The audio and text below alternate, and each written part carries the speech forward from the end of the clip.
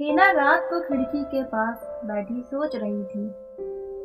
अगर सब तय हो गया तो क्या मैं कुछ कह पाऊंगी? लेकिन जवाब आंसू बनकर तकिए पर गिर गए। उधर अरमान ने अपना कमरा साफ करना शुरू कर दिया था। कपड़े तह करते हुए हाथ कांप रहे थे। हर चीज याद दिला रही थी, बचपन, हंसी और हीना। उसने खुद से कहा, अगर मैं यहाँ रहा तो कमजोर पड़ जाऊंगा। और उसी पल उसने बाहर जाने का मन बना लिया। एक दिन हीना की माँ ने धीमी आवाज में कहा, हीना, घर की इज्जत सबसे ऊपर होती है। हीना समझ गई, ये चेतावनी है।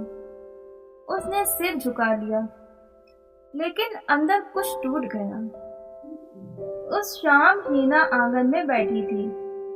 अरमान छत से नीचे उतर रहा था।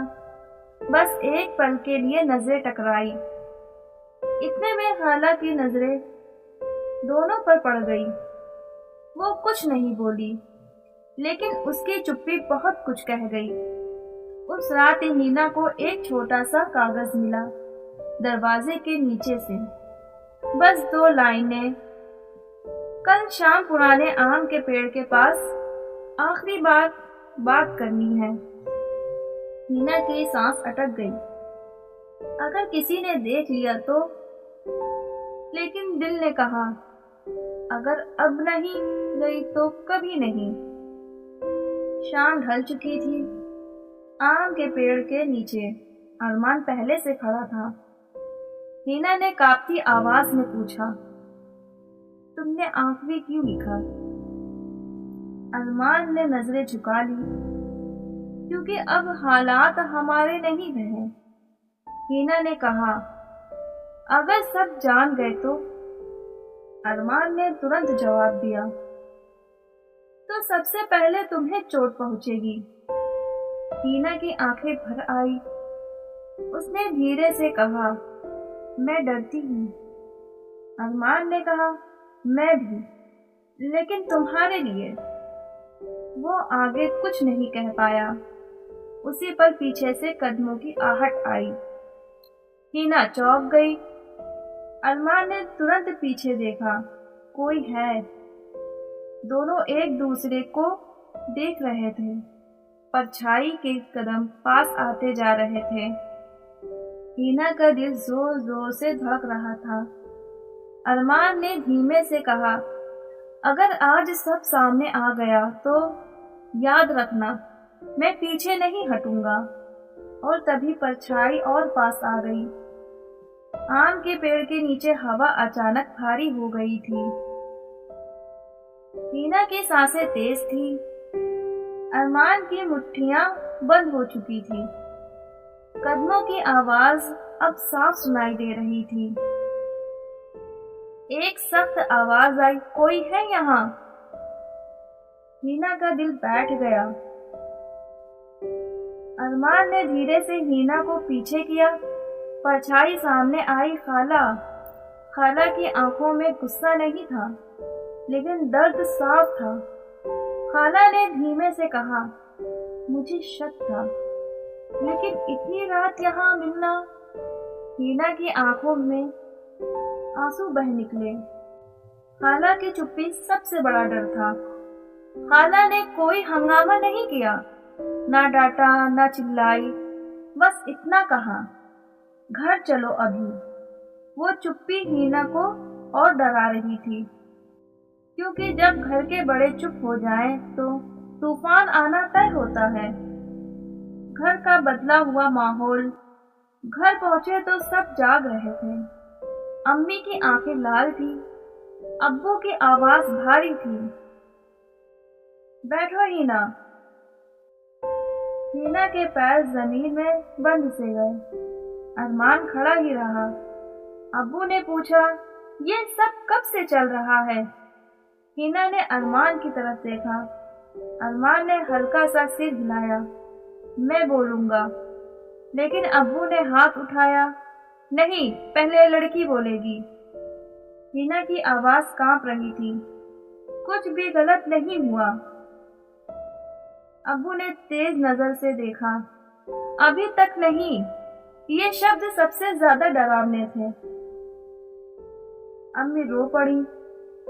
لوگ کیا کہیں گے؟ رشتوں میں آگ لگا دو گے۔ ہینا نے پہلی بار اونچی آواز میں کہا۔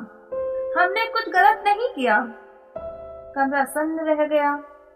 یہ ہینا نہیں تھی جسے سب جانتے تھے۔ ارمان آگے آ کر بولا، اگر کسی کو الزام لگانا ہے تو مجھ پر لگائیں۔ خالہ نے کٹھور آواز میں کہا، یہی تو ڈر تھا۔ فیصلہ ٹال دیا گیا۔ ابو نے گہری سانس لیتے ہوئے کہا، آج کوئی فیصلہ نہیں ہوگا۔ سب چونک گئے۔ لیکن کل رشتہ دار آ رہے ہیں۔ ہینا سمجھ گئی، کل کچھ بڑا ہونے والا ہے۔ اس رات ہینا کو کمرے میں بند کر دیا گیا۔ ارمان کو خالہ کے ساتھ الگ کمرے میں، دروازے بند تھے، لیکن دونوں ایک ہی ڈر میں تھے۔ ہینا نے کھڑکی سے باہر دیکھا۔ سامنے آم کا پیڑ نظر آ رہا تھا۔ اس کے ہاتھ ٹھنڈے پڑ رہے تھے۔ ارمان نے بیگ کھول دیا۔ پاسورڈ، کچھ پیسے۔ خالہ نے دیکھ لیا۔ بھاگنے کا سوچ رہا ہے؟ ارمان نے دھیمے سے کہا، اگر میں یہاں رہا تو ہینا کی زندگی ہمیشہ کے لیے خراب ہو جائے گی۔ خالہ کچھ نہیں بولی۔ صبح ہونے والی تھی۔ گھر میں رشتہ دار آنے والے تھے۔ ہینا بند کمرے میں رو رہی تھی۔ ارمان بیگ کے پاس بیٹھا تھا اور باہر گھر کی عزت اور محبت آمنے سامنے کھڑی تھی۔ صبح کا اجالا گھر میں روشنی نہیں، بے چینی لے کر آیا تھا۔ آنگن میں کرسیاں لگائی جا رہی تھی، چائے کے کپ کھنک رہے تھے، اور ہینا کے دل میں ایک ہی سوال گونج رہا تھا، آج کیا طے ہونے والا ہے؟ ہینا دروازے کے پاس بیٹھی تھی۔ باہر لوگوں کی آوازیں، اندر اس کا ڈر۔ اس نے کئی بار دروازہ کھولنے کی کوشش کی، پر ہر بار تالا اس کی ہمت سے بھاری پڑا۔ ادھر ارمان نہا دھو کر صاف کپڑوں میں تھا۔ بیگ ابھی بھی بستر کے پاس رکھا تھا، جیسے وہ خود بھی نہیں جانتا تھا کہ آج رکنا ہے یا جانا۔ رشتہ داروں کی انٹری، ماموں، چچا، پھوپھی، پھوپھا، ہر کوئی اپنی اپنی رائے لے کر آیا تھا۔ کچھ نظریں ہینا کے کمرے کی اور کچھ ارمان کی اور۔ کوئی کچھ نہیں کہہ رہا تھا، پر سمجھ سب رہے تھے۔ آپس میں فسفساہٹ چل رہی تھی۔ آج کل کے بچے، رشتوں میں مریادہ، لڑکی کی عزت، شبد تیر بن کر ہوا میں اڑ رہے تھے۔ ہینا کا نام نہیں لیا، پر ہر بات اسی پر تھی۔ ہینا کی امی چپ نہیں رہ پائی، بولی، ہم نے اسے اچھے تہذیب دی ہے۔ آواز ٹوٹ گئی، پر اب کیا منہ دکھائیں گے معاشرے کو؟ ہینا اندر سے رو پڑی۔ ارمان اندر ہی اندر سب سن رہا تھا، ہر شبد اسے اور چھوٹا کر رہا تھا۔ اس نے من ہی من کہا، اگر میری وجہ سے یہ سب ہو رہا ہے تو مجھے ہٹ جانا چاہیے۔ اس نے بیگ کی جیپ دھیرے سے بند کر دی۔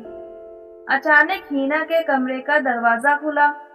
ہینا باہر آئی، آنکھیں لال لیکن قدم مضبوط۔ کمرہ سن۔ ہینا نے کہا، اگر بات میری ہے تو مجھے بولنے دیجیے۔ سب حیران تھے۔ ابو نے کچھ کہنے کے لیے منہ کھولا، پر ہینا آگے بڑھ گئی۔ ہینا نے گہری سانس لی۔ اتنے میں گھر کا مین دروازہ زور سے کھلا۔